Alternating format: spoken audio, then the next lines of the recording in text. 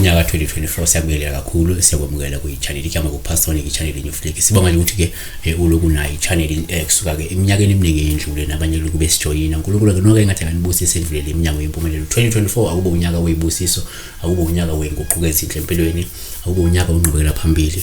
Sibheka la udaba olika user igama likho la ukuphupha kamaphoyisa ubhale kanjalo athi ukuphupha amaphoyisa. Nake sokusho sike sakhuluma amaphoyisa but besingakaze siyenze i-topic ethi amaphoyisa, that's all. Singathi imokwenza ukuthi amakuthumenza ukuthi but i-topic ithi nje amaphoyisa.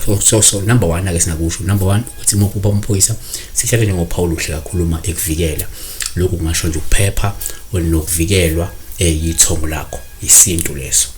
Futhi ke uma uphupha amaphoyisa kuwuphawu oluhle uma ekuvikela. Lungasho ukuphepha nokuvikelwa nokuthola ukuthula ngenxa ke yani yengilosi ke ejutshwe uNkulunkulu. Amahubo 91 verse 11 ngokuba ke uyakulayeza izingilosi zakhe ngawe zikulondoloze ezindleleni zakho zonke.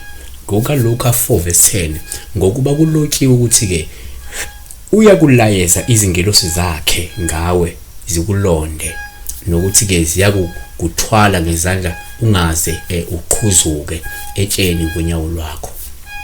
Number 2 uma uphupha amaphoyisa asithi kuwuphawu oluhluma exoxa nawe. Lusho ke inhlanhla nokuvakashelwa yithongo lakho. Futhi uma uphupha amaphoyisa kuwuphawu oluhluma exoxa nawe. Lokhu ngaphinde kusho ke ukuthi uNkulunkulu uthumele ingilosi ukuthi ke zilethe umlayezo obalekile kuwe. uGenesis 19 verse 15 kwathi sekusile izingilosi zamcindezela uLord zathi ke vuka thatha umkakho namadodakazi akho omabili akhona funa ke ubhujiswe ke esijezisweni somusi. Number 3 uma uphupha amaphoyisa sikuthatha njengophawu oluhle uma ekulamulela. Kungenzeka usempini uyalwa nabathile bese qhamuka yakulamulela. Lokho kusho ke ukungenelela nokukhululwa yithongo lakho ezitheni zakho, isintu leso.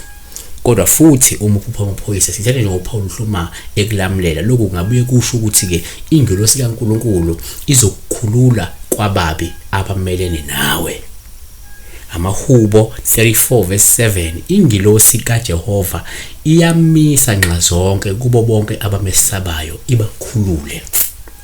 Number 4 asithi efuna ukuphupha amaphoyisa sithathe ngophawu oluhluma emi nawe. Kungenzeka wakhuluma wenza lutho eminje nawe amile uyabona emile nje. Lokhu kungasho ukuthi ke amathongo akwengamile futhi anawe njengamanje, yabona.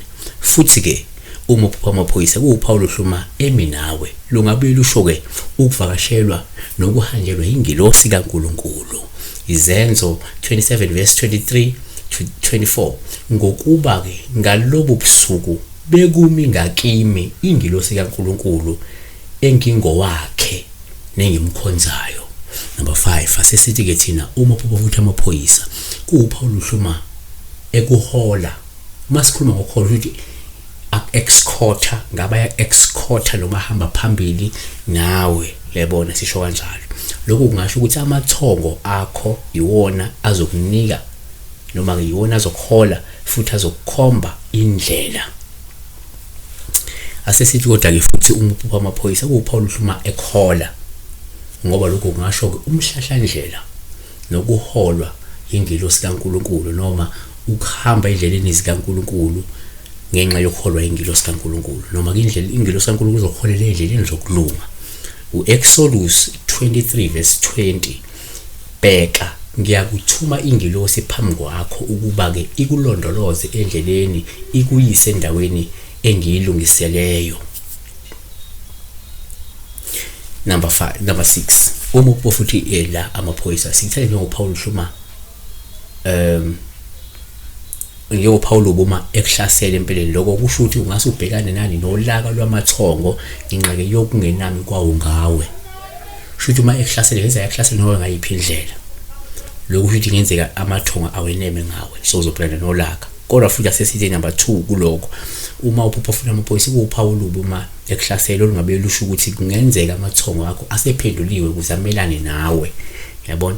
azivali ngokuthi futhi-ke umukhupha amaphoyisa kuwuphawu olubi uma ekuhlasela lungasho ulaka nempindiselo kaNkulunkulu ngenxa yeziphambeko zakho. uNumero 22 verse 21 uthi-ke uJehova wayesevula-ke amehlo-ke kaBileyamu, wayibona ingelosi kaJehova imi endleleni, inkemba yayo ehoshiweyo esandleni sayo, wagoba ikhanda wawa ngobuso bakhe. Kanti Izenzo 12 verse 23 zithi-ke kepha ingelosi yenkosi yamshaya khona lapho, ngokuba-ke enganikanga uNkulunkulu udumo-ke, wadliwa-ke izimpethu wafa. 7 uma kuba futhi ingilosi amaphoyisa sithathe njengophawu oluhle olubi uma ekubopha. Lubi uma ekubopha lusho ukuthi-ke uzobhekana nobunzima ngenxa-ke yamathongo angeneme ngawe. Kungenzeka izinto zakho zizohamba zibopheke ngenxa yokuthi isidalwa asisajabulile ngawe, sesithokozile ngawe, noma-ke isidalwa sakho sesiphenduliwe ukuze sibopheke impilo yakho. Lokho singakusho asifale kodwa ngokuthi-ke futhi umukhupha amaphoyisa kuwuphawu olubi uma ekubopha. Lokhu ngabe kusho ukuthi uNkulunkulu akeneme ngawe, futhi-ke uzokwehlisela kuwe izithiyo ezinzima. NgokukaMathewu 13 verse 49 kuya kuba-ke njalo ekupheleni kwezwe, kuyakuphuma izingelosi zahlukanise ababi nabalungileyo. Ngenzeka sewone kakhulu, sekuningi okuba okwenzile uNkulunkulu uzokwehlisela kuwe-ke yini izithiyo, uzodlulisela kuwe ulaka. Siyabonga kakhulu besibheka nje la udaba lwamaphoyisa. Sizalibheka khona amabili amanye la sikhuluma khona ngawo amaphoyisa, kodwa la besikhuluma befuna ukwenza nje itopic ethi amaphoyisa. That's all. Bese sesibheka ngoma because okunye sikhavile kwamanye amavideo la sikhuluma khona ngamaphoyisa. Be blessed. Kuleka boyo Jesu, siweni phansi namathuba.